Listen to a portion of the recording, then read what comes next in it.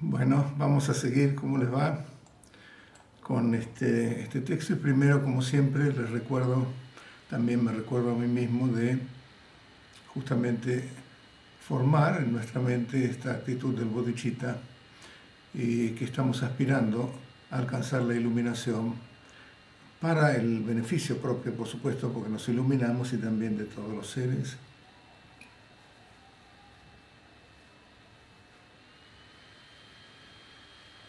Bien, bueno, creo que lo que sigue son los 10 engaños de un practicante espiritual. Trulpa es Rantrul, sí, es como engaños o es confusión, son esos malentendidos que uno tiene. El primero dice, bueno, Chupe Trulpa Chuni, Tampe Chu Tsunshin Drupe Lama Metempar, Sopo Kashikengi Jesu Tangwa Ni Shintuchul. Bueno, el primero dice que es un gran engaño seguir a un charlatán que repite clichés en lugar de prestar atención a un maestro que practica el sagrado Dharma con corrección, ¿no? El sagrado Dharma tal cual es, ¿no? Como se debe practicar en el verdadero sentido, lo que incluye que tiene que ser un maestro calificado, ¿no? Un maestro que tiene no solamente el conocimiento de la filosofía y la teoría, pero también la práctica. Es importante que tenga la práctica el maestro porque si no va a ser difícil que pueda guiar al maestro en su práctica.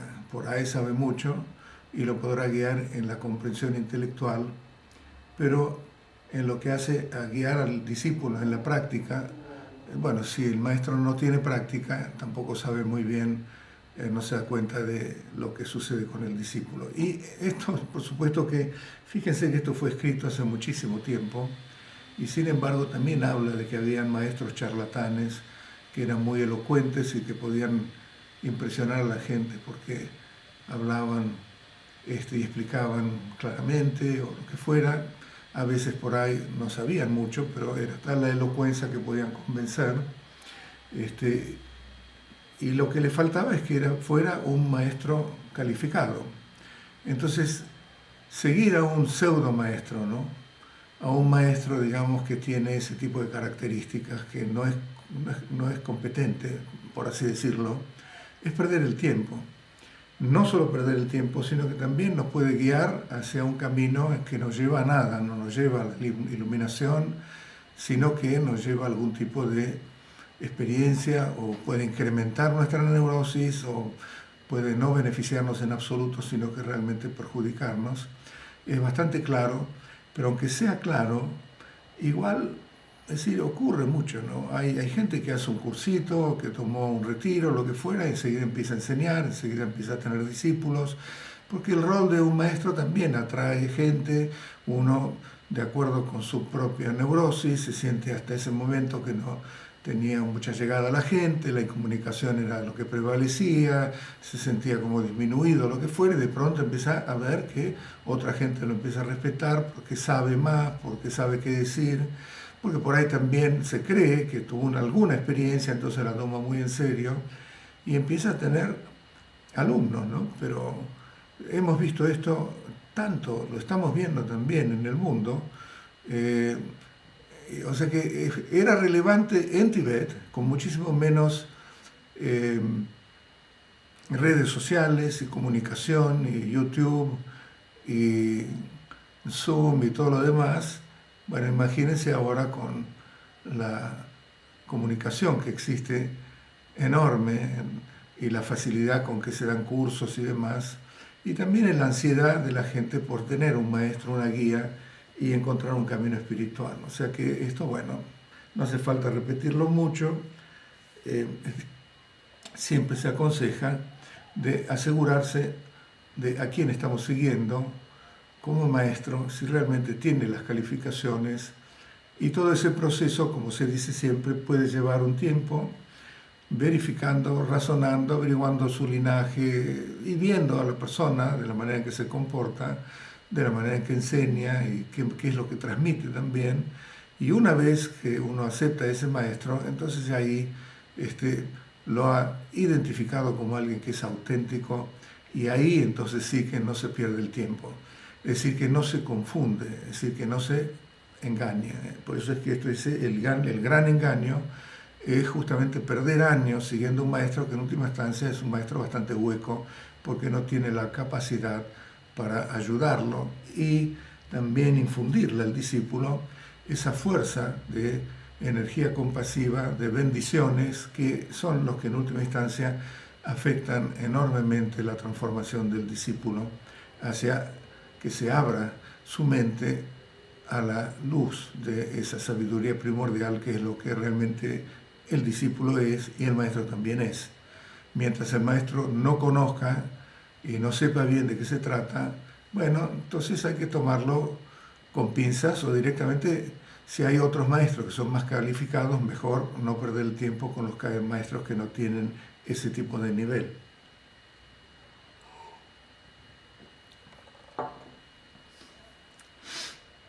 El segundo es Rupto Nenjuki Damna Mitsolwar Tunmegi Rikpe Chula Nentenche Bani Shintuchul. Es un gran engaño procurar conocimientos intelectuales sin mayor sentido en lugar de buscar las instrucciones sobre la naturaleza de la mente impartidas por un maestro con realización.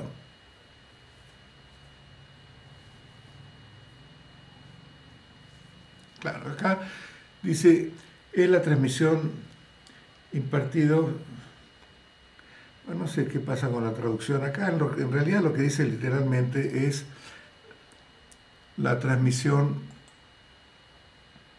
Trupto Ginyenju Damna.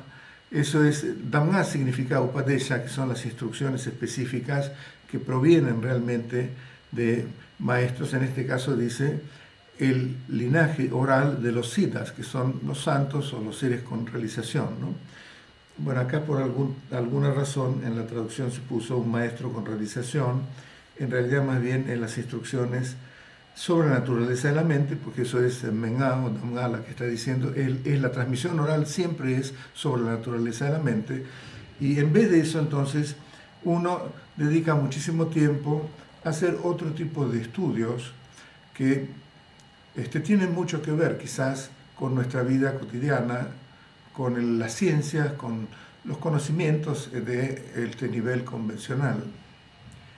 Ahora, bueno, uno puede preguntar, ¿qué pasaría si todo el mundo se volviera budista y se dedicara exclusivamente a conocer la naturaleza de la mente? Entonces, ¿qué pasaría con la producción de alimentos, con la medicina, con la ciencia, con los desarrollos también tecnológicos y con todo lo que nos rodea, que hace que nuestra vida realmente haya mejorado muchísimo en términos de calidad de vida, al nivel de confort, ¿no? Y al nivel de vida que tenemos? Eso no se habría desarrollado, es decir, si se dedicara. Pero ese pensamiento es bastante utópico y en realidad tenemos que recordar que Gampopa se está refiriendo acá más bien a sus discípulos, a los yogis, yoginis, la gente que recibía sus enseñanzas en un mundo de más o menos del siglo, qué sé yo, 13 o lo que fuera, muy simple, muy normal, digamos, en la cual la supervivencia era lo que contaba, se conseguía comida, se conseguía vestimenta y también las enseñanzas espirituales. No había grandes universidades, excepto las universidades de budismo, es decir, los altos institutos, y no había tampoco desarrollos de ciencias como las que nosotros hacemos, ¿no? Porque en realidad, porque en realidad en Tibet la ciencia era la ciencia que se encontraba en el budismo mismo, ¿no? Si Buda enseñó de todo. Entonces, bueno, era ese tipo de ciencia acotada al budismo, ¿no? Pero igual, dentro de eso, por ahí alguien se dedicaba mucho a algún tipo de algo que por ahí uno, qué sé yo, cómo hacer buenos negocios, o que era cómo curar tal cosa, cómo tratar otra. Eso también está bien, no es que esté mal. Ahora, hay mucha gente que lo va a hacer, en realidad. Es decir, son los practicantes del Dharma los que mantienen este tipo de vigencia a través de la práctica que tienen. Es decir, ¿qué es lo más valioso? Lo más valioso es que ya que vamos a estudiar algo, es estudiar y practicar lo que estamos recibiendo del Dharma. Eso implica que hay una cierta convicción y una valoración por lo que estamos recibiendo y en lo que nos estamos embarcando. Y entonces, comparado con esto, si es que nosotros no necesariamente tenemos que recurrir por una cuestión de, qué sé yo, de conseguir nuestro sustento y todo lo demás, al estudio profundo y todo lo demás, bueno, terminaremos estudiando a ver cuáles son, como se dice un poco figurativamente, cuál es la musculatura del cien pies, de las patas del cien pies, por ejemplo. Entonces, ese tipo de investigaciones, ¿viste? Los comportamientos alimenticios de la hormiga, qué sé yo, hay tantos tipos de estudios, ¿no?, intelectuales, como acá dice, que dicen con, a ver cómo dice acá, sin mayor sentido. No es sin sentido, es sin una gran significancia. Porque acá en el tibetano dice,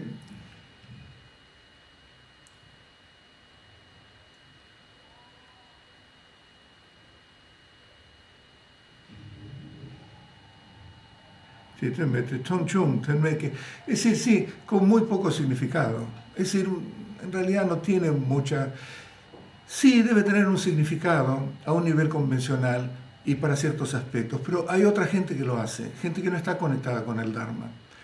Pero uno sí está conectado con el Dharma, es lo que está diciendo acá. Entonces, si uno puede evitarlo, porque no lo necesita, porque no depende de eso para supervivencia y todo lo demás, bueno, mejor dedicar el tiempo al estudio del Dharma, porque una y otra vez tenemos que recordar el valor del Dharma, el valor de Buda, el valor de Sangha, ¿no? Es decir, ¿por qué tomamos refugio todos los días? Tomamos refugio porque es una actitud que estamos tomando hacia aquello que hemos considerado como lo más valioso que tenemos. Esa es la manera de cultivarlo, eso no viene de un día para otro, ¿viste? Viene porque una y otra vez, con la repetición y también con los efectos que vamos notando de transformación a partir de eso que estamos recibiendo del Dharma, lo que significa la profundidad del Dharma, es que realmente lo valoramos. Y entonces, en comparación con eso, dedicar horas y horas a un estudio minucioso de algún tipo de ciencia o algún tipo de algo, ¿no?, una cosa técnica o lo que fuera, que otros seguramente pueden hacer, que lo van a hacer porque no están conectados con el Dharma, eso es un gran engaño, decir, no, es muy valioso lo que estoy haciendo, para el Dharma le dedico algo, pero para esto le dedico mucho más tiempo. No va, eso es lo que quiere decir Gampopa. En realidad todas estas cosas tienen mayor sentido cuando uno los ubica en el lugar y en el tiempo, ¿no? El lugar, Tibet, tiempo, siglo, no sé, Gampopa sería del siglo, calculo que del siglo XI, siglo X, no me acuerdo muy bien. Ese era hace mucho tiempo, ¿no? El que sigue es un gran engaño preocuparse por la interminable sucesión de asuntos mundanos como si fueras a vivir para siempre, en lugar de estar abierto y sin apego a los eventos temporarios de esta vida. Nangwa Talsharla Mitse Chi Michepar Tendo de Tsi Michon de Tsi Ki Shomrar Gyao Che Chepani Shintutrul. Bueno, esto es más o menos parecido a lo anterior, es decir que en realidad estos asuntos, ¿no?, como dice acá, interminable sucesión de asuntos mundanos. Y eso, como dijimos, ¿no?, ¿se acuerdan cuando hablábamos de una de las características de lo mundano? Aparte de que en realidad no tiene un sentido profundo, porque en realidad todas las cosas o los objetivos mundanos, cuando los investigamos con un ojo crítico, tienen un valor bastante hueco, bastante pobre, es decir, no son muy significativos. En cambio, eso es una de las características que se perciben en los objetivos mundanos y que hacen a que nosotros experimentemos la insatisfacción, ¿verdad? ¿Por qué estamos en el Dharma, que es una cosa totalmente invisible, llena de relación con cosas de bendiciones, con mantras que producen efectos, pero que en realidad no tienen sentido lógico, con seres sublimes que requieren también una cierta confianza, es decir, a partir de sus palabras, con palabras que dicen que en realidad no coinciden en absoluto con nuestra percepción habitual, pero sin embargo le encontramos cierta verdad? Todo ese tipo de cosas en realidad surgen porque hay una desazón, digamos, un desencanto con las cosas de la vida mundana.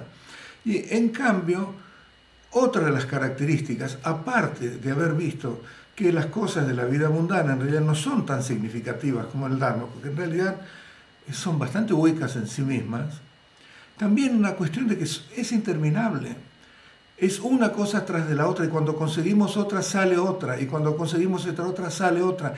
Siempre hay como que si no le ponemos un fin nosotros, la misma, ¿cómo se llama? La misma mecánica de lo mundano nos atrapa y estamos siempre con algo nuevo. Acá es lo que dice, ¿no? Lo que va surgiendo, interminable sucesión de asuntos mundanos, ¿no? Como si fuéramos a vivir para siempre, porque nunca pensamos en la muerte, nunca pensamos en que no podemos predecirla, nunca pensamos en tampoco que vamos a morir y que no nos queda tanto tiempo. Y entonces dedicar tanto tiempo para conseguir ese tipo de objetivos que ya hemos visto que son huecos y sin embargo por el mismo impulso, la misma mecánica de lo mundano nos atrapa una y otra vez. Entonces puede ser que estemos engañados y que le demos importancia a eso mundano más de la que realmente tiene, especialmente cuando se la compara con la importancia que tiene un camino que nos puede llevar a la completa liberación del sufrimiento, de los condicionamientos, es decir, la apertura completa a la verdad de lo que realmente somos en nuestra esencia, es decir, un Buda. Comparado con eso, todo lo demás palidece, pero aunque palidezca y a nivel de intelecto y de comprensión lo veamos, y eso también repercute en esa sensación de insatisfacción, porque es por eso que realmente le estamos dando importancia a algo tan intangible como lo que describí, que es el Dharma, el camino y todo lo demás, igual nos atrapa y es prácticamente interminable. Entonces, si nosotros no le ponemos un fin y decimos, no, esta interminable sucesión de eventos mundanos no tienen importancia, porque en realidad no tengo tanto tiempo y mejor dedicar mi tiempo para la práctica del Dharma, bueno, eso es un gran engaño, es lo que más o menos está diciendo. De vuelta acá, tenemos que recordar que la interminable sucesión de intereses mundanos y de cosas que hay que hacer, hay muchos otros que los pueden hacer. El mundo no se para. El mundo, digamos, convencional del progreso y del confort y de todo este tipo de cosas, no depende de los budistas. Eso depende de los mundanos, los que están realmente en esa otra cosa de la vida diaria y de conseguir una cosa tras otra, que además es esquiva, porque cuando una vez la consiguió, ya de alguna manera falta otra cosa y se compra otra cosa, o se busca otra cosa, o si es esto, es aquello. Entonces, si no le ponemos un fin, como dicen los maestros, el samsara, en realidad nuestra vida mundana, nos va a seguir atrapando. Y esto más o menos es el consejo, ¿no?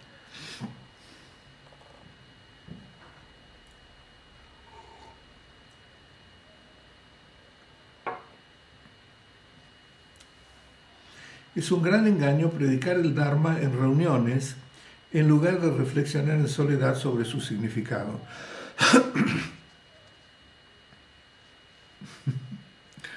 Ok.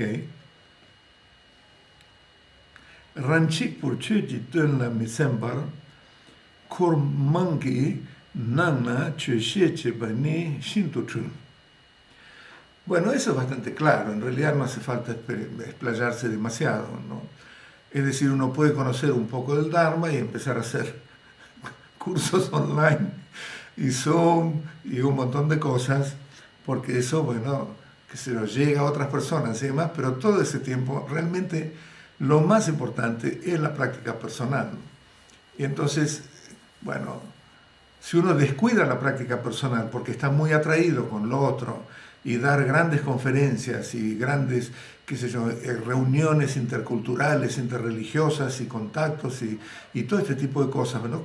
Que llegan al gran público y que llegan a mucha gente, todo ese tipo de cosas, y está descuidando su práctica personal, que está abocada a encontrar el mayor significado que nos puede dar en esta vida, que es el conocimiento de nuestra mente natural. Porque es eso, en realidad, de eso se trata.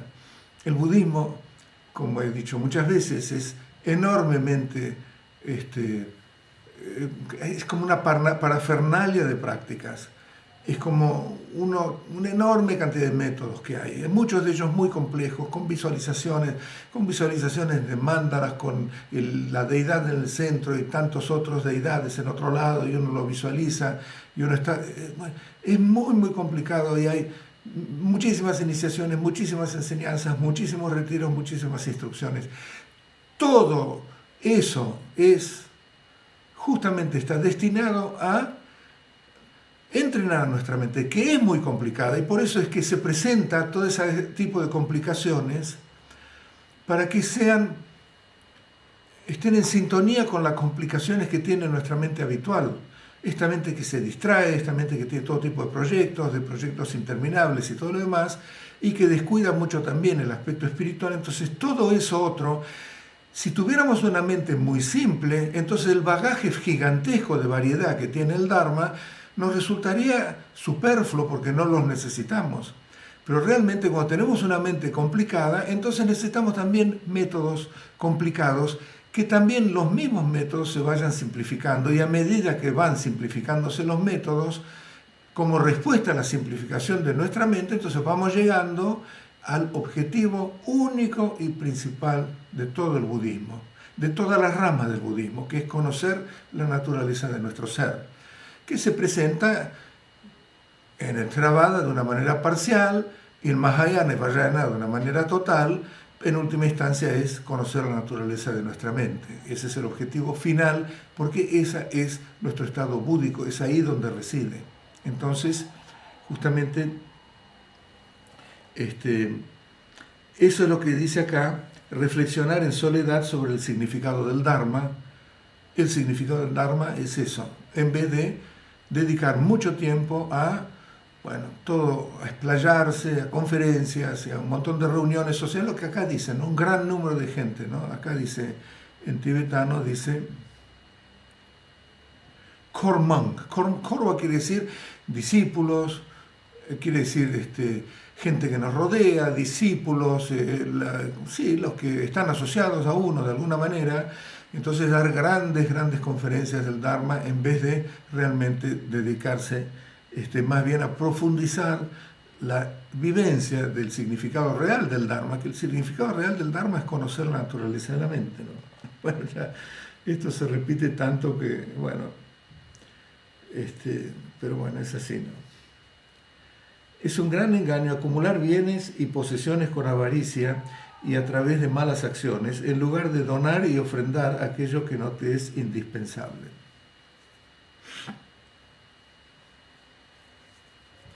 Longchu ka lak chue jindu metongwar serna yojun norze sopani shintutrul. Quiere decir que, acá está el asunto de qué consideramos Longchu. Longchu quiere decir disfrute, que quiere decir también riqueza. Entonces volvemos a lo que ya vimos anteriormente. Tenemos que definir nuestro nivel básico. Y para definir ese nivel básico también tenemos que tener nuestra propia inteligencia. Es decir, realmente, ¿dónde está el nivel básico de cada uno? Para uno puede ser una casa y un auto y la familia y los colegios de los chicos y nada más. Para otros no es suficiente, porque tiene que tener 2 casas y además 2 autos y además 3 cosas y además 3 viajes por año. Además... No, yo sin eso no puedo vivir. Esto no... Primero tenemos que definir cuál es nuestro nivel básico, y todo lo que sobra, todo lo superfluo, en vez de estar agarrado a eso, así con avaricia, entonces siempre tener este tipo de visión de que, hay gente que necesita, y por lo tanto entonces uno puede practicar generosidad, haciendo donaciones y demás, Y también están los seres, son las dos fuentes de la generación de nuestro mérito, los seres sublimes y los seres comunes. Hacia los seres comunes, entonces, bueno, actos de generosidad, dar lo que se necesita y demás, y con los seres sublimes, bueno, hacer ofrendas o generar cosas del Dharma, digamos, que puedan beneficiar a los demás, es decir, como siempre dijimos, bueno, hacer stupas, templos, lo que fuera, y también hacer ofrendas, ¿no? Ofrendas a lo que fuera. Entonces, todo ese tipo relacionado con los seres sublimes es igualmente importante que lo que se hace a nivel de donaciones o de generación, actos de generosidad hacia lo que necesitan otros seres. Entonces ahí está de vuelta cómo definimos nuestro nivel básico, que nos da el contentamiento. Es decir, nosotros estamos contentos, llegamos a un nivel de satisfacción, con esto estamos bien y no hace falta tener mucho más. Un poco más puede ser, pero no mucho más. Y lo que sobra, porque realmente puede llegar a sobrar mucho, bueno, hacer filantropía, hacer también otros actos de ofrendas o lo que fuera, es lo que está indicando acá, porque lo que nos impide eso es un nivel de agarrarse, es decir, de avaricia, ¿no? Y quizás como estamos tan interesados acá, bueno, acá dice que lo que hemos obtenido lo hemos obtenido a través de el engaño o engañar a los demás, no sé si siempre es así, pero la riqueza que hemos obtenido siempre provino de otros seres, de cualquier manera. Entonces, de alguna manera lo que está diciendo es que, bueno, todo lo que nos sobre, no amarrarnos y aferrarnos a eso, sino que ayudar a los demás seres y también compartirlo como ofrendas, ¿no? Pero ahí también cada uno tiene que ver hasta dónde define el nivel básico por encima del cual entonces existe eso que llamamos los excedentes o lo que nos sobra, ¿no? Bueno.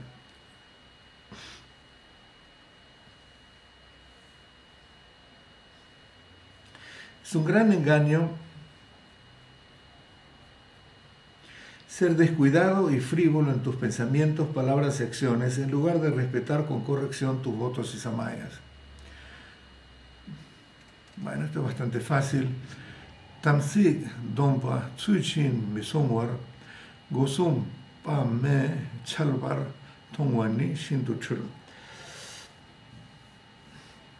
Una cosa está unida a los demás, es decir, si uno observa los votos que tomó y también los samayas que tiene, naturalmente el propósito de todo eso es que entonces vamos a ser cuidadosos con lo que se llama las tres puertas, ¿no? Las acciones que hacemos con nuestra mente, es decir, nuestros pensamientos, las acciones que hacemos con nuestra voz, nuestras palabras y con nuestro cuerpo, que serían las acciones físicas.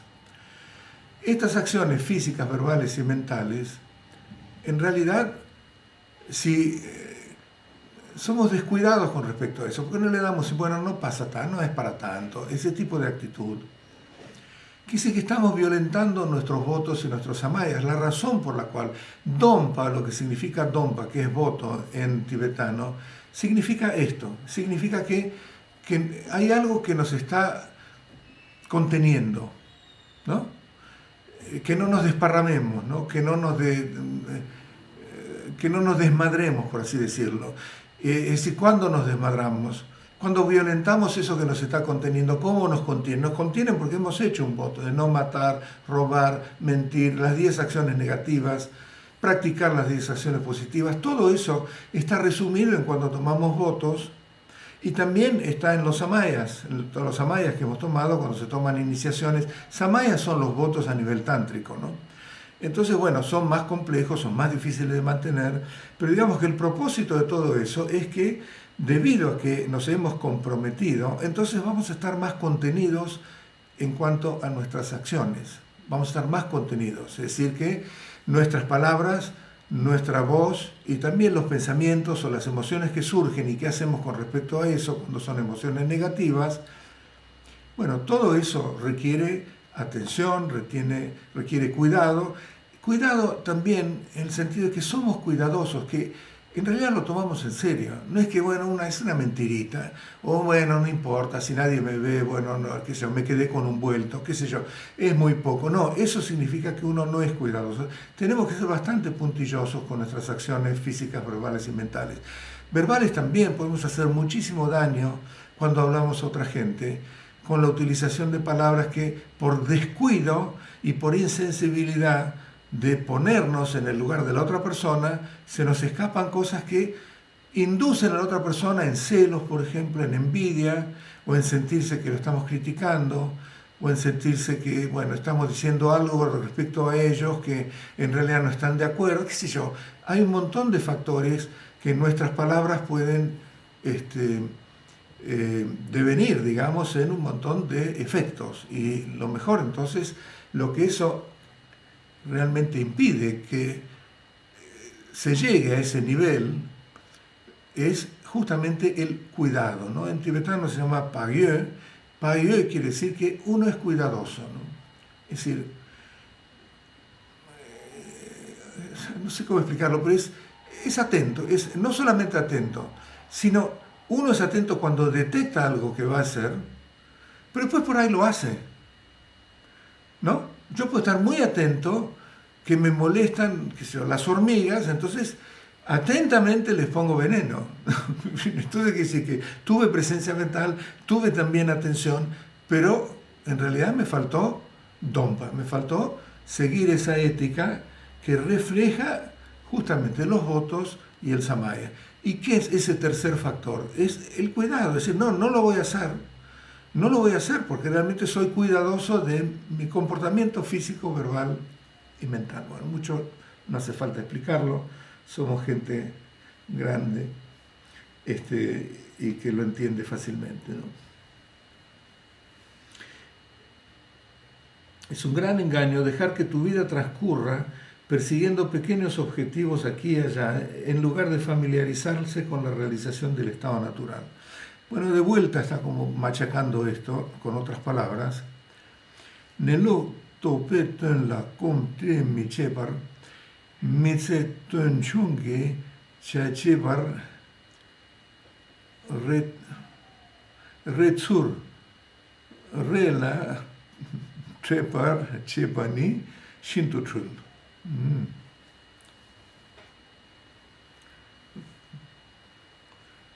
Mi chepar re, sur, re, la, separ, chepa. Sí, es decir, está bien traducido. Esto es un engaño, el gran engaño es dejar que tu vida transcurra persiguiendo pequeños objetivos aquí y allá. En realidad, como habíamos visto, que, es decir,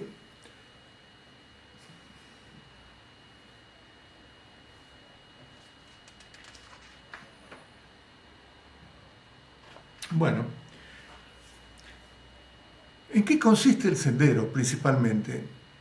El sendero, como habíamos dicho, es principalmente primero reconocer el punto de vista, sea cual fuere. Si es de Shamatha, Shamatha, si es de Vipassana, Vipassana, Mahamudra, Dzogchen, pero reconocerlo, eso requiere inteligencia. Pero en realidad no es suficiente, porque justamente la función de la meditación, ¿se acuerdan? Punto de vista, meditación y conducta. La meditación, lo que provee la técnica de meditación, es la familiarización, es decir, que tenemos que acostumbrarnos a ese punto de vista. Ese punto de vista que hemos descubierto, ahí se necesita inteligencia, se necesita información, se necesita una mente clara y bueno, y otro tipo de factores que hace que lo identifiquemos.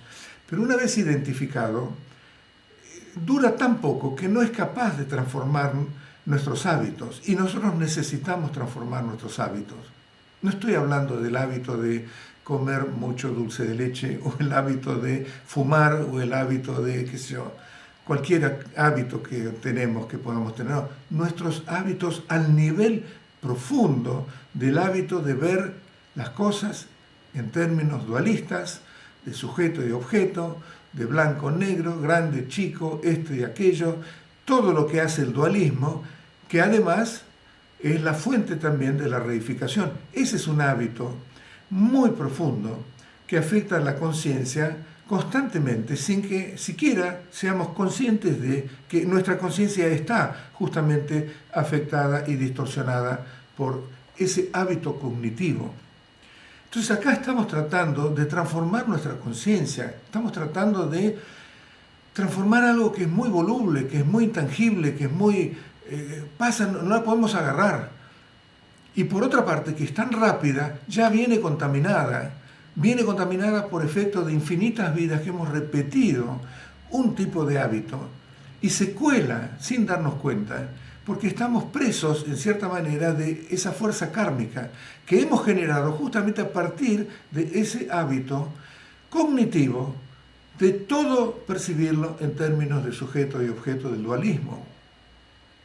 Entonces es una empresa muy difícil, en cierta manera, en el sentido de que estamos tratando de descubrir algo que no es lo habitual que estamos tratando de descubrir. No es lo habitual que estamos tratando de conocer a partir de conceptos, pensamientos, ideas y todo lo demás. Con eso sí lo podemos hacer. Lo hemos hecho en todos nuestros diferentes niveles de estudios. Así hemos realmente desarrollado el conocimiento que tenemos. Pero acá estamos hablando de eliminar un virus, por así decirlo, el virus que afecta a nuestra conciencia, que es ese virus del dualismo. ¿Ok? Entonces, con el punto de vista lo que hacemos es que vemos por algunos instantes una conciencia desprovista de esa influencia, que es nuestra mente natural, en el mejor de los casos, ¿no? Estoy hablando ya a un nivel de que nos lleve a la liberación, porque shamatha, por supuesto, también está el estado de shamatha, que sería el punto de vista del shamatha, pero vayamos a este nivel, ¿no? Que justamente la conciencia, digamos, despierta del sueño de la ignorancia. ¿Quién es el que produce la ignorancia? Ese virus del dualismo. ¿Quién es el que produce el virus del dualismo? Los hábitos que hemos generado. Y esos hábitos se han generado justamente porque es la energía que se repite una y otra vez en cada pensamiento que tenemos, en cada palabra que decimos, en cada concepción que tenemos, en ese esquema dualista. Entonces, simplemente con reconocer el punto de vista, eso no tiene la fuerza de contrarrestar estos enormes hábitos que nos van a empujar una y otra vez al dualismo, a la vigencia de las emociones aflictivas, a la influencia de todo esto que es un producto justamente de esa ignorancia fundamental. ¿Qué es lo que contrarresta todo ese tipo de hábitos? La meditación. Y la meditación es familiarización, no es otra cosa. Es familiarizarnos a ese punto de vista. ¿Okay? Acá lo que está diciendo es, en lugar de familiarizarte con la realización del estado natural, que es ese punto de vista, por eso acá estamos hablando del estado natural, no de shamatha y del punto de vista del shamatha, sino del estado natural. A eso nos tenemos que dedicar. En cambio, en vez de eso, lo que hacemos es que la vida transcurra persiguiendo pequeños objetivos de aquí a allá. Eso es parecido a lo que hemos dicho antes, pero presentado con otras palabras, ¿no? Pero en realidad, ¿en qué consiste el sendero? El corazón del sendero es la meditación. Y el corazón de la meditación es la presencia mental, es la no distracción.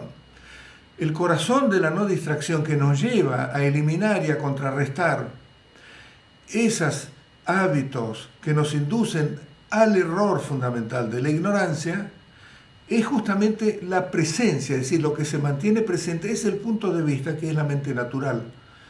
¿Y quién es el que mantiene presente el punto de vista y hace que sea una prolongación y que forme una continuidad tal que tenga la fuerza de contrarrestar hábitos? Es la práctica de meditación. Por eso la meditación es el corazón del sendero, el corazón de la meditación es la presencia mental. El corazón de la presencia mental que puede contrarrestar la ignorancia es la mente natural presente. Esa es justamente lo que se mantenga presente y forme una continuidad, es la mente presente, instante tras instante, es la vigencia de la verdad. Y en ese ámbito de la verdad, todo lo que es ficticio, fútil, alucinación o lo que fuera, que es todo el mundo del samsara, se va diluyendo, se va disipando y va perdiendo la fuerza de los hábitos que hemos generado desde tiempos sin comienzo. Por eso es que ese es el cometido principal de un yogi. Un yogi no produce cosas, es decir, todo eso lo producen los demás y eso hay que entenderlo. No es que los budistas tienen que, entonces van a descuidar el mundo. No, el mundo va a seguir, hay gente que va a ser médico, hay gente que va a ser ingeniero, hay gente que va a ser físico atómico, hay gente que va a ser de lo que fuera. Hay millones, billones de personas que van a seguir haciendo eso. El mundo se va a mantener independientemente de lo que hagan los budistas. Pero los budistas y el yogi budista realmente no está construyendo construcciones, casas, mansiones, puentes y naves y aviones y todo lo demás. Otra gente lo puede hacer. El yogi budista lo que construye son justamente mansiones, aviones, por así decirlo, interiores. Cosas que los demás no hacen. Esa riqueza interior es justamente el propósito de un yogi budista. Descubrir eso, porque eso es justamente esa sabiduría que proviene de la vivencia, del estado natural, de la realidad absoluta. No se consigue en libros, no se consigue con máquinas, no se consigue con ingeniería, ni con medicina, ni con ninguna de las otras actividades mundanas que puedan existir. Solamente se consigue familiarizándonos con el punto de vista correcto. Y esa es una riqueza que tiene que perdurar en el mundo. Si se eliminan los yogis, si se ponen a hacer como había, me acuerdo que Sonir Rinpoche en una de las reuniones, cuando estaba muy preocupado por esas miles de monjas que tiene en Tíbet y de qué manera podían sobrevivir, alguien sugirió que las monjas podían enhebrar collares o cosas así, billutería, digamos, para con eso vender y sustentarse, pero justamente eso no es. Si no están estas monjas que están siempre en retiro y que tienen la gran chance, oportunidad, y casi seguro muchas de ellas ya han identificado el estado natural y lo están manteniendo, eso es invalorable. En el mundo, digamos, humano, en el mundo de la sabiduría humana, de la riqueza humana, si falta eso, entonces seguimos, bueno, como se siguió siempre siglo tras siglo, pero digamos que esa corriente, esa sucesión de sabiduría que viene de maestro a discípulo, tiene que mantenerse vigente. Y la única manera en que se mantiene vigente es familiarizándonos con el punto de vista, con lo que dice acá, el estado natural.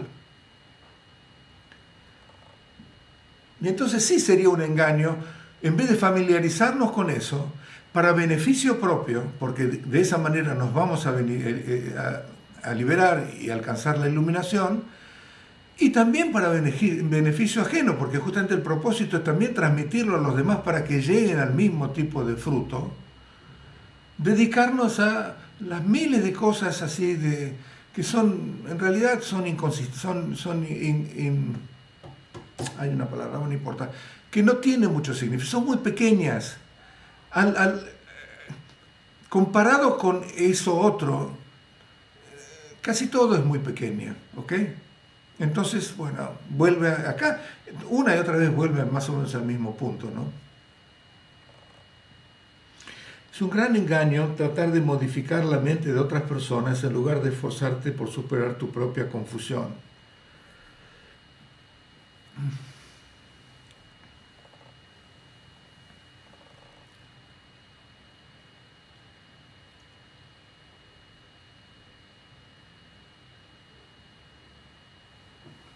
Acá. Trulpa lainchien ki rangyu mitulwar murgu chibe shenju dulwa shintutul. Bueno, acá hay que ser inteligente. Realmente es bastante claro que si uno no domó su propia mente y trata entonces de ayudar a los demás, de beneficiarlos, de darles consejos y todo ese tipo de cosas, bueno, es un engaño realmente, porque no sabemos cuál va a ser el resultado de aquello que estamos haciendo. Queremos domar o ayudar a los otros a que domen su mente, ¿no? En realidad es disciplinar a los otros seres, disciplinarnos no en el sentido de que se levantan a las 5 de la mañana y hagan 50 postraciones, 50 flexiones, o no. Disciplinarnos, enseñarles para disciplinar su mente. Dulwa es la palabra en tibetano que se utiliza y que significa disciplinar, domar, entrenar, es decir, es la función de los maestros, ¿no es cierto? Entonces, ¿por qué? Porque la función es esa, es decir, que una mente que está totalmente desordenada se ordene como para permitir que la luz de la sabiduría se ilumine y despierte de la ignorancia. Eso es domar, no es otra cosa. No es domarlo para que estén al servicio de uno, ni mucho menos, es justamente eso es el propósito. Entonces, eso significa eso. Entonces, sin haber domado nuestra propia mente, ahora empezamos a dar consejos y a meternos con los demás. No sabemos muy bien. Por ahí damos un consejo y la persona reacciona mal. Y reacciona porque de una manera que nosotros no esperábamos. Y como no hemos domado, yo no domé mi propia mente, entonces me enojo. No me entendió, me tomó a mal, eso no quise decir con eso, es medio estúpido, lo que fuera. Todo eso resulta porque yo no domé mi mente antes de meterme con la mente de otra persona. Entonces es un engaño eso, de meterse demasiado a corregir a las otras personas sin haberse domado uno mismo, sin haberse disciplinado, sin realmente tener un control de la propia mente. Ahora, ¿qué es lo que garantiza que no estaríamos haciendo ese tipo de errores? Es justamente la vigencia de las 6 paramitas. Es también la actitud de amor y de compasión que hemos cultivado, bodhicitta relativo. Bodhicitta relativo es el método. ¿Se acuerda cuando vimos en el texto de Atisha que analizamos las paramitas, que en realidad son como un equipo que funcionan juntas? Cuando uno hace, por ejemplo, un acto de generosidad, bueno, esa es la primer paramita, pero las otras 5 tienen que estar presentes. La segunda es disciplina, ética. ¿Cómo lo está haciendo? Está haciendo un acto de generosidad, pero de buenas maneras. No es que le tira una limona o le da la plata a alguien que se lo pidió durante mucho tiempo con bronca, porque eso en la segunda está faltando a la segunda. Y la tercera es paciencia también, es decir, que no importa cómo reaccione la otra persona, uno no lo dio para que la otra persona entonces le agradezca, lo alabe o lo que fuera. Uno lo dio porque la otra persona lo necesita. Entonces, independientemente de cómo reaccione, si la otra persona reacciona mal, uno lo tolera, tiene paciencia. La tercera paramita. La cuarta paramita es perseverancia. Es decir, que si la otra persona necesita y respondió mal y vuelve a necesitar, en realidad uno se fija en la necesidad genuina de la persona y no de la manera en que responde. Entonces persevera también la generosidad. Aunque no sea la misma persona, uno no deja de ser generoso porque le falló 2 o 3 o 4 veces con la gente como respondía. Entonces la perseverancia tiene que estar también incluida en la generosidad. Y después la quinta paramita, que es la concentración, es darla concentradamente, no dejar que entren dentro de nuestra mente aflicciones de otro tipo, emociones y lealtades y competencia con otro, lo que fuera, que embadurne esa acción de generosidad. Quiere decir que la quinta también tiene que estar presente. Y la sexta paramita, que es la inteligencia, que es evaluar la situación y determinar si lo que uno está dando en ese momento es lo que la persona necesita o es algo incoherente, como por ejemplo la persona es un alcohólico y uno entonces le regala una botella de whisky, entonces eso es incoherente. Ahí falla el equipo de las 6 paramitas. El hecho de implementar las 6 paramitas en las acciones que nosotros hacemos va a hacer que eso ya hace que nosotros estemos domando nuestra mente. Y de esa manera entonces sí, viendo inteligentemente de qué manera podemos influenciar a otros, si la otra persona está abierta y hay que tener inteligencia y sensibilidad para detectarlo, recién ahí empezar a tratar de ayudar a que la persona vaya también procesando y educando su propia mente, ¿no? Si no, es un gran engaño largarnos a domar las mentes de otras personas cuando nosotros mismos estamos totalmente sin control, ¿no? Con nuestras emociones.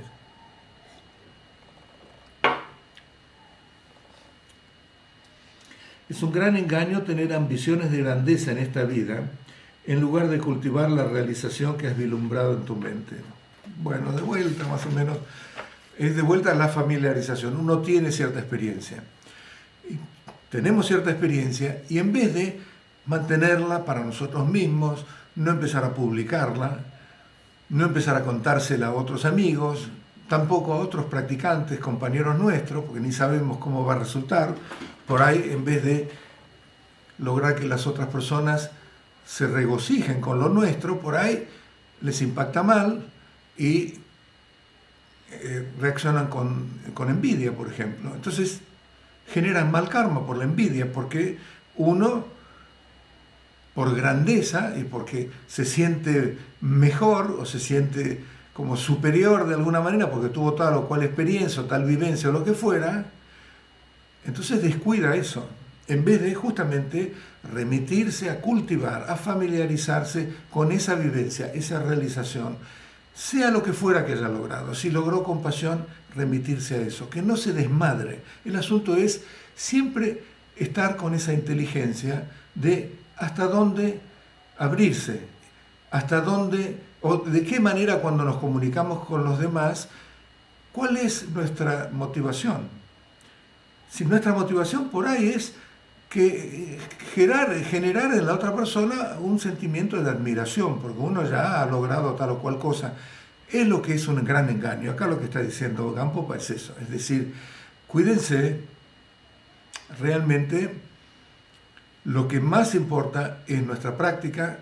Cualquier experiencia que hayamos tenido, puede ser experiencias temporarias, experiencias de devoción genuina, experiencias más aparentemente trascendentes como las de gozo, claridad o no pensamiento, de las cuales hablamos muchas veces, o también de compasión, una experiencia muy grande de renunciamiento o lo que fuera.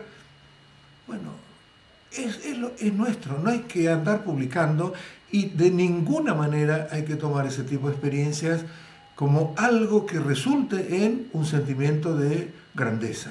Y entonces yo ya estoy bastante avanzado en el camino. Justamente eso está significando de que esas experiencias, si bien eran genuinas en un momento, si respondemos de esa manera las vamos a destruir, ¿no? Entonces es un engaño dejarse llevar por este otro actitud o interés de generar en otros admiración por la propia grandeza en el camino espiritual que uno va logrando a partir de su práctica. Esto creo que no la dije en tibetano. Yula, Jepe, Nyamnyong, Minyongwar, Mikyongwar, Tsendi, Chetap, Chongwa Shintuchul. Acá, claro, Kyongwa quiere decir sostener, es decir, mantener esa experiencia que uno tuvo, cuidarla. En vez de eso, automáticamente empezamos a incurrir en algún tipo de ardid, eso, es un ardid para producir esa admiración en los demás por aquello que hemos logrado. Bueno, ya creo que está bastante claro. Y la última es un gran engaño dejarte estar indolentemente en lugar de ser diligente mientras las condiciones favorables persisten. Taret tenrel zompet tola tsundruki tsompar lelo nyomle gawa shinduchul teni chupetul sachu yin no. Ok. Bueno, acá es en realidad de vuelta lo que es la pereza, ¿no? Acá en realidad dice, tenemos las condiciones favorables. ¿Cuáles son las condiciones favorables? En síntesis, existencia humana preciosa, hemos encontrado el Dharma, hemos también tenido contacto con maestros y tenemos también una posibilidad de practicarla porque tenemos justamente ese cuerpo humano precioso que nos brinda esas libertades y esas ventajas. Eso es lo que se llama condiciones favorables. ¿Tenemos acceso a las enseñanzas? Sí. Prendemos YouTube, podemos pasarnos semanas viendo enseñanzas de los grandes lamas en YouTube. Podemos leer libros porque hay muchísimo publicado. Yo creo que en otras sociedades, tipo las tibetanas, era recurrir a un maestro, recurrir a un monasterio. Hoy, con todo lo que hay en Facebook y redes sociales y YouTube y Netflix y todo lo demás, es enorme las fuentes de información que nosotros tenemos. Son todas condiciones favorables, pero las tenemos que utilizar. Y la manera de aprovecharnos de esas condiciones favorables, que no sabemos si se van a repetir, justamente es no siendo fiaca, no teniendo pereza, no ser indolente, decir, bueno, descuidado, no importa tanto, no darle importancia, es como ser medio indolencia, como bueno, que no te interesa tanto, no crees que es demasiado importante, es como que ni fu ni fa, una cosa así. Y eso es justamente la pereza. Y la pereza es un grandísimo obstáculo para progresar en el Dharma, por eso se insiste tanto en la perseverancia. La perseverancia es lo que nos hace progresar en el sendero. Si hay perseverancia, entonces quiere decir que hemos derrotado a la pereza. Y si hay pereza, entonces la perseverancia en el camino va a ser muy débil y los resultados que vamos a conseguir también van a ser débiles. Realmente los grandes maestros que nosotros conocemos por las historias y las biografías, es formidable la perseverancia que han tenido que poner. Y entonces, comparado con eso, tenemos que ver qué es lo que significa diligencia o perseverancia en nosotros y si no realmente estamos cayendo en un nivel de pereza bastante dominante, ¿no? Es decir, los esfuerzos para sentarnos 2 horas por día, 3 horas por día, media hora por día, a veces nos cuesta mucho. Y eso son formas de pereza, formas de indolencia también. No le estamos dando tanta importancia a eso, ¿no? ¿Ok? Bueno, vamos a ver las preguntas.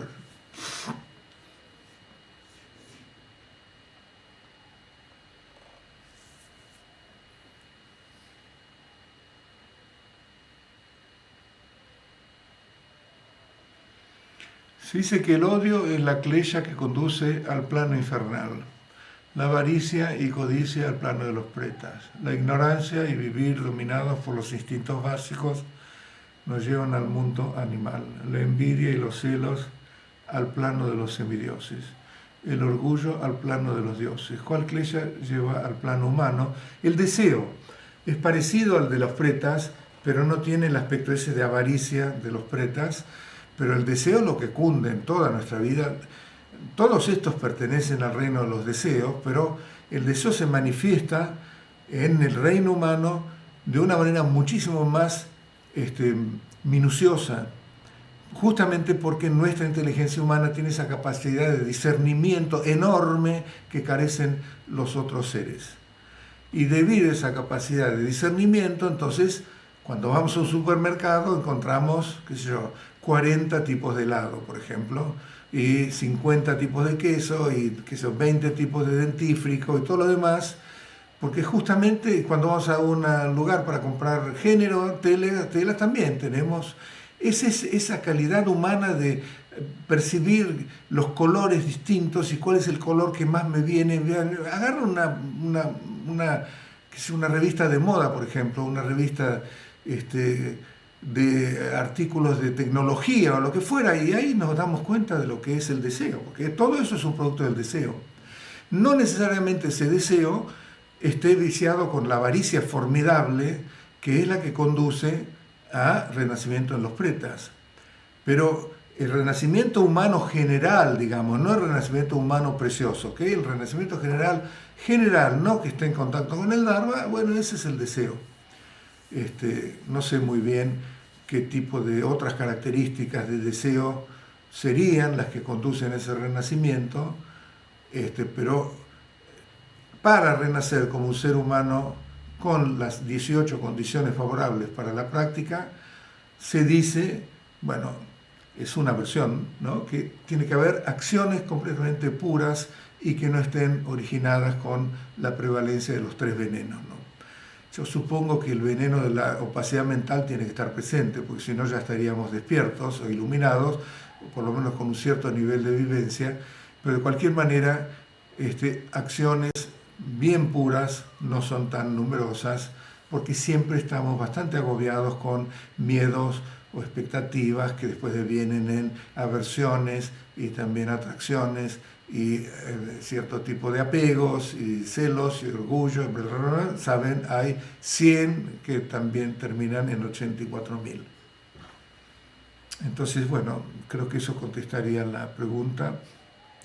O sea que pretas y seres humanos básicamente es el mismo nivel de aflicción, solo que en el nivel de los pretas, el deseo, cuando uno estaba generando acciones motivadas por el deseo, realmente iban acompañadas de una avaricia tremenda que no permitía que ni siquiera esa misma persona los disfrutara y no dejaba que los demás disfrutaran tampoco de lo que poseía, ¿no? ¿Por qué algunas imágenes del Buda Maitreya aparece sentado al estilo occidental, como sentado en una silla? Esa es porque está listo para bajar de Tushita y aparecer en el mundo. Es la explicación que oí hace mucho tiempo y creo que el tiempo tergiversa lo que uno oye, pero creo que es eso. Es la posición de Bodhisattva también. Vieron que la postura del Bodhisattva es una pierna adelante y la otra atrás, no es esta la del Vajra, ¿no? O la del loto, como la llaman en el yoga, sino que es la de Tara, por ejemplo, tiene la pierna derecha adelante y la izquierda atrás. Eso es porque está lista para acudir con su actividad iluminada, ¿no? Y Maitreya está sentado porque está listo para levantarse para la actividad iluminada. Creo que esa es una explicación, debe haber otras, pero bueno, es como en todo lo que se refiere al Dharma de significado interpretativo, al contrario del Dharma de significado real o definitivo, bueno, casi todo el Dharma pertenece al primer rubro. Todo es interpretativo. Es decir, Buda dijo tal cosa, pero en realidad no quiso decir 100% eso, sino que lo dijo en tal y tal circunstancia, ¿no? Por eso es que se formaron tantas escuelas budistas, ¿no? En cambio, las enseñanzas de significado real, digamos, de significado definitivo, porque ahí no hay discusión, son Mahamudra, Dzogchen, Madhyamika, ese tipo de cosas, ¿no? ¿Cómo fortalecer la generosidad? ¿Cómo llegar a la comprensión de lo valioso que es hacer ofrendas y demás actos de generosidad hacia a los seres sublimes y los maestros? ¿Y cómo desarrollar una motivación lo más pura posible? Ofrendar sin orgullo, sin apego, sin mezquindad. ¿Cómo hacer? ¿Cómo fortalecer la generosidad? Practicando generosidad. La primera vez por ahí nos cueste, porque no estábamos acostumbrados. Es más, inclusive por ahí, después uno lo revé y dijo, uy, ¿por qué di tanto? En realidad no hacía falta tanto. Uno ¿cómo se llama?, se arrepiente de haberlo hecho. Justamente por eso se dice que hay que inmediatamente dedicarla para el beneficio de todos los seres, ¿no? El último aspecto de las tres excelencias, ¿no? Una vez dedicada, uno se puede arrepentir, pero ya no la destruye. En cambio, si se arrepiente, destruye la acción positiva que hizo. Pero eso es por falta de familiaridad, de vuelta a familiaridad. Entonces yo creo que para fortalecer la generosidad es practicar una y otra vez. La segunda vez va a ser más fácil, la tercera vez va a ser más fácil, la cuarta vez va a ser casi espontáneo. ¿Por qué? Por familiaridad, porque somos seres que funcionamos de esa manera. Yo supongo que para un sicario, por ejemplo, la primera vez que mató por ahí le causó cierto tipo de cuestionamiento, no se sentía tan bien. Después recibió la paga, bueno, la segunda vez un poco mejor, la tercera vez, después es un autómata. Al contrario, por ahí se siente muy feliz de haber hecho las cosas impecablemente, ¿no? Ya se acabó el arrepentimiento, se acabó todo. Justamente hay un regocijo por la acción bien hecha que ha hecho, y todo eso es porque se familiarizó con la acción. O sea que por repetición uno se va familiarizando, ¿no? La comprensión de lo valioso de hacer ofrendas, bueno, cualquier ofrenda lo que contrarresta es justamente el anclaje que tenemos con samsara. ¿Cuál es el anclaje? Una de las maneras más burdas en que se manifiesta ese anclaje, que es la fijación. La fijación es el anclaje, ¿ok? Dzimpa es la fijación. Puede ser muy sutil y puede ser muy neutra. A nivel cognitivo es fijación dualista. Ahí no hay avaricia y todas las demás cosas exacerbadas, sino que es lo que sienta las bases. Acá hay un objeto, acá hay un sujeto, el sujeto se relaciona con el objeto de manera en que los dos entidades se perciben como independientes una del otro. Y de esa manera entonces se sientan las bases de la fijación. Sobre esa fijación, que es en cierta manera neutra, la fijación de la ignorancia fundamental, Trulpa, ¿no? La confusión de la ignorancia, entonces surge apegos y otro tipo de cosas que son más identificables. No es tan identificable que esa fijación dualista sea un error, pero es más identificable que el apego sea un error. El apego a las cosas, es decir, el apego a la plata, el apego, ¿por qué no dono tantas cosas? ¿Por qué no ayudo con tanto? El apego cuando uno se desprende de algo, eso es bastante tangible. Entonces, es valioso con respecto a todos los seres sublimes hacer ofrendas, porque esa es la base y la generación de mérito. Porque ¿qué hacemos con cada ofrenda que estamos dando? Primero, que estamos reduciendo el apego. Segundo, porque también estamos viendo que todo es ilusorio, digamos, ¿no? Que realmente, ¿por qué se va disolviendo el apego? Porque no le hemos quitado reificación a la cosa material que estamos dando. Y por lo tanto también eso vamos cultivando una noción de que las cosas son ilusorias. Cuanto menos apego, más cercanos estamos de ver que todas las cosas son ilusorias. Porque realmente el apego es lo que sostiene la reificación de las cosas, a ir al nivel fundamental de la fijación dualista y fijación reificadora. Porque Saraja dice que hasta una cascarita de sésamo te da dolor, de la misma manera hasta la más mínima expresión de apego te da dolor porque te mantiene en samsara. Entonces, cuando ofrendamos a los seres, lo que estamos haciendo es justamente valorar la riqueza formidable del estado iluminado. En última instancia, la riqueza formidable de lo que realmente somos nosotros, a la luz de la cual, y por comparación, todo el resto de lo mundano palidece y justamente pasa a ser visto como algo de segunda clase, como algo que desencanta, ¿no? Como algo que es fútil, que es hueco, que no tiene mucha importancia, que no tiene gran significación, ¿no? Y eso es cuando ofrendamos al otro, para reforzar ese tipo de punto de vista y de división entre lo que es todos los elementos iluminados y lo que nos rodea el samsara, que nos causa apegos y que nos impide justamente llegar a eso. Ofrendamos hacia eso. Es decir, el efecto es que realmente reforzamos nuestra admiración, digamos, la fe de admiración por aquello que es sublime, la de aspiración por llegar a ellos, y que en última instancia es justamente y la fe de la confianza, es decir, reforzamos nuestra fe. Y con respecto a los seres, bueno, esa es la valoración con respecto a los seres, acá con lo que decís, de más acto de generosidad hacia los seres maestros y, bueno, y hacia los demás seres, porque vemos que necesitan, y entonces los ayudamos. Ahora, ¿cuál es la motivación?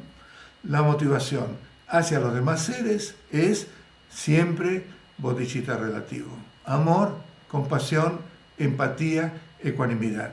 Si eso está presente, esa es la mejor motivación cuando uno hace actos de generosidad hacia los demás seres. Y bueno, ya lo expliqué antes. Si las 6 paramitas están presentes en ese acto, esa es la mejor motivación. Pero las 6 paramitas son bodhicitta relativo. O sea que esa sería la motivación.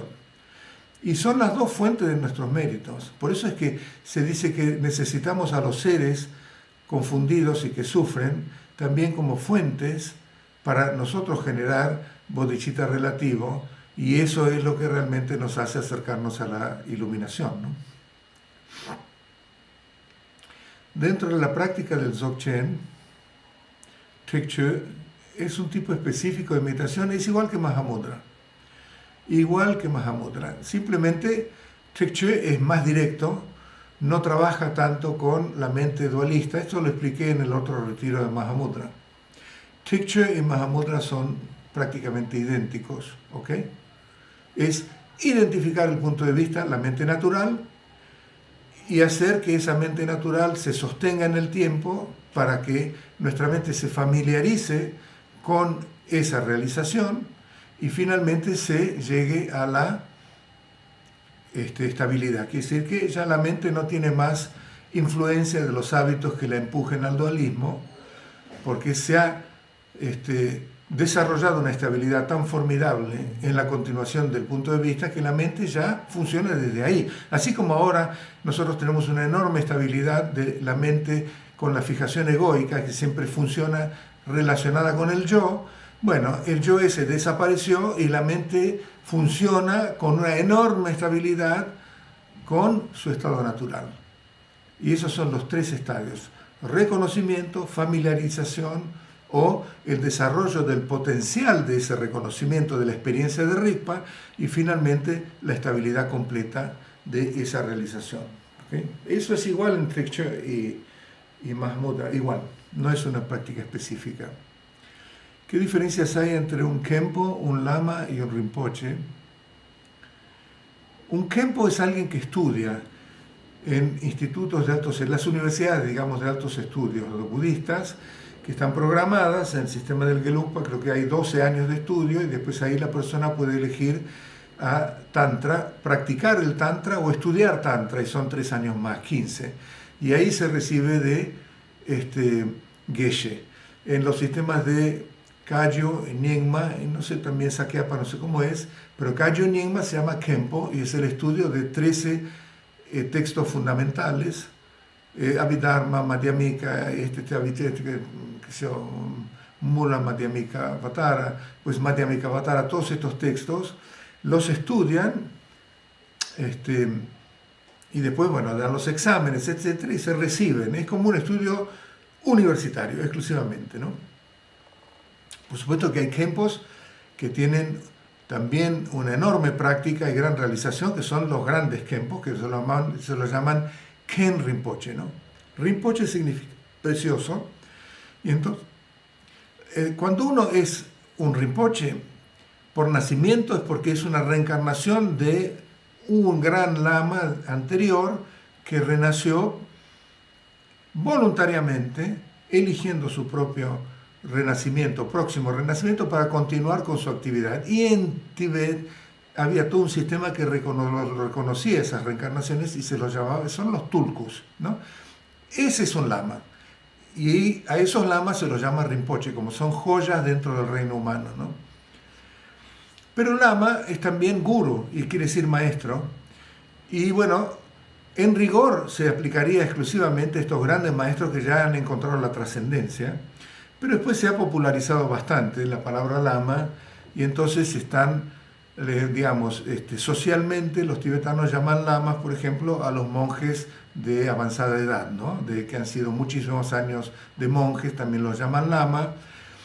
También está el Rubla, Rub quiere decir práctica, y son los que hacen retiro de 3 años, 3 meses, 3 días, y salen, y la mayoría de ellos, excepto algunos que por ahí se volvieron medio rayados o lo que fuera, entonces su maestro dice, bueno, vos estás capacitado para enseñar, y entonces le ponen el nombre de lama. Es un lama de práctica, no un lama de nacimiento, pero también se utiliza ese término, ¿no?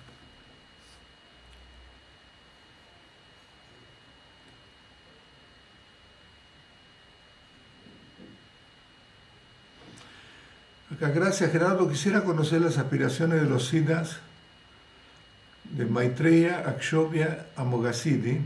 Tengo entendido que hay textos al respecto, pero como no estoy muy al tanto, te quería pedir por favor si me podías asesorar según... Vos es que no sé. De Maitreya es el próximo Buda, es la aspiración de iluminar, es la misma actividad, los 12 actos de Buda, igual que cuando Buda apareció. Él fue el 4.º Buda, Maitreya es el 5.º Buda, está esperando las condiciones como para aparecer, y en ese momento su aspiración es mostrar también el Dharma, el camino más apropiado en ese momento, para que la gente se vaya iluminando de la misma manera que lo hizo Buddha Shakyamuni. A diferencia de Buddha Shakyamuni, la aspiración de Shakyamuni fue aparecer en un momento en que las aflicciones fueran fuertes y enseñar un camino más rápido que el tradicional. Por eso es que Buda enseñó Tantra en esta época, ¿no? Que es ese camino. Maitreya no sé si va a enseñar el Tantra, creo que no. Tiene otras aspiraciones, no las conozco específicamente, pero bueno, la aspiración final es dar una enseñanza para que los seres se iluminen. No sé los detalles, y menos los de Akshobhya y Amoghasiddhi. Akshobhya sé que está bastante relacionado con ayudar a la gente cuando muere. Si ven una imagen de Akshobhya o piensan en Akshobhya, también los ayuda. Amoghasiddhi tiene que ver mucho más con la práctica, porque justamente es el que personifica las acciones iluminadas, ¿no? Es la sabiduría que todo lo logra. Francamente no sé, no he leído textos y no conozco en detalle cuáles son las aspiraciones de esos Budas, ¿no? ¿Sabéis si hay algún lugar que enseñe el arte de la pintura tibetana? Creo que es una práctica meditativa que me gustaría conocer y profundizar. ¿Podrías hablar algo más sobre si esto es así? Pintura tibetana, acá podés tomar enseñanzas con Victoria, que es de nuestro centro, ¿no? Victoria Benedetto. Podés pedir los datos y ella es muy buena pintora de figuras o de deidades tibetanas y creo que da clases también. Es la única que conozco acá que puede dar, el único, no sé si hay otro, pero bueno, ella es buena. Y después, por supuesto que la pintura religiosa y sagrada tibetana es para reproducir imágenes que tienen que ver con las prácticas tibetanas, con las deidades, con los mandalas, con todo lo que representa, digamos, la iconografía del Tantra tibetano, ¿no?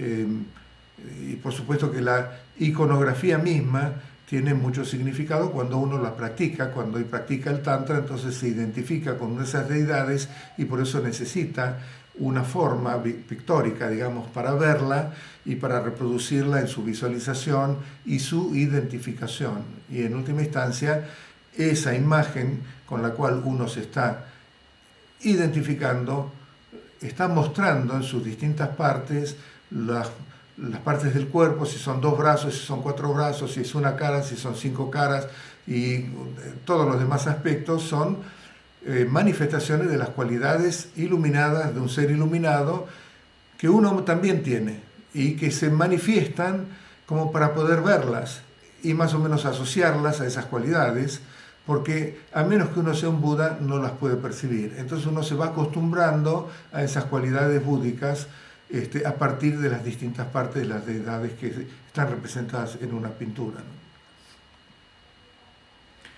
Bueno, me parece que hemos terminado. Yo iba a dar instrucciones de meditación, pero me parece que vamos a hacerlo la sección que viene, porque por ahí hubo gente que se retiró ahora, ¿ok?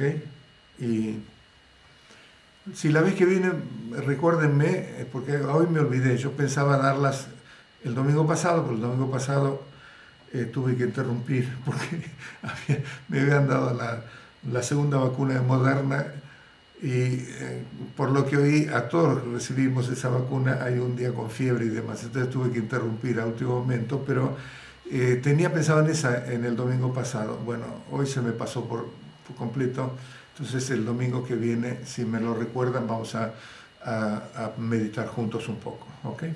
Vamos a dedicar entonces el mérito.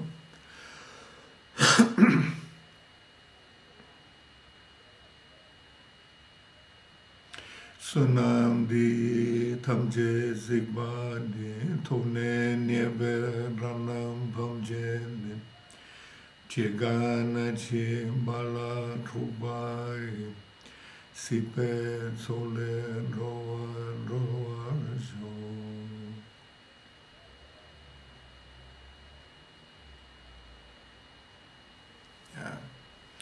Muy bien, nos vemos el próximo domingo, si quieren. Chao. Recording.